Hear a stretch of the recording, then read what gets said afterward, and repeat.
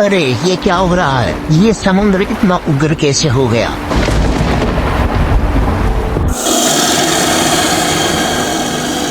लगता है यहाँ कुछ है, मुझे जल्दी निकलना होगा।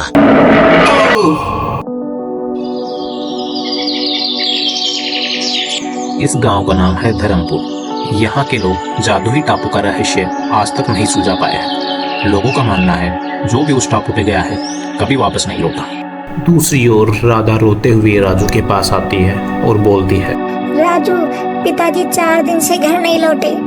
तुम फिक्र मत करो, तुम ये बताओ मुरारी चाचा कहाँ गए थे? पिताजी जादुई टापू की तरफ गए थे। उस टापू से तो बहुत से लोग गायब हो चुके हैं। हमें कुछ करना होगा। हमें इस रहस्य को सुलझाने के लिए गुरुजी की मदद लेनी होगी। और दोनों गुरुजी से मिलने के लिए निकल पड़ते हैं। यह है गुरुजी विद्याचार्य, जो रहस्यमयी और पुरातात्विक चीजों पर शोध करते हैं। दोनों गुरुजी के पास पहुंचते हैं और उन्हें सारी बात बताते हैं। देखो बच्चों, वह एक श्रापित जगह है, वहाँ जाने वाला कभी वापस नहीं आया। गुरुजी, मुझे मेरे पिताजी को बचाना है, मैं वहाँ जाऊंगी। इसके बाद में गुरुजी भी साथ चलने को तैयार हो जाते हैं और तीनों समुद्र किनारे जाते हैं। वहाँ से एक पुरानी नाव लेके तीनों जादुई टापू की खोज में निकल जाते हैं। कुछ देर चलने के बाद में समुद्र का पानी अस्थिर होने लगता है।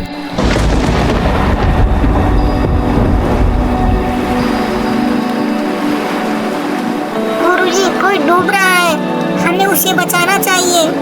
और वह तुरंत डूबते हुए आदमी को बचा लेते हैं।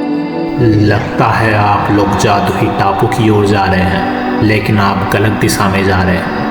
ये छड़ी लीजिए, ये आपकी मदद करेगी। इतना बोल के वो वापस समुद्र में गायब हो जाता है।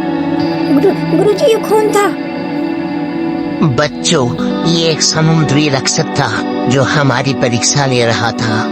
इसके बाद में गुरुजी छड़ी का उपयोग करते हैं। इससे लहरें उठने लगती है और समुद्र 2 भागों में बट जाता है। समुद्र के बीच से एक आकृति दिखाई देती है।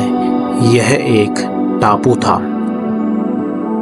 यह एक सुंदर और अद्भुत टापू था जो चारों ओर से चमक रहा था।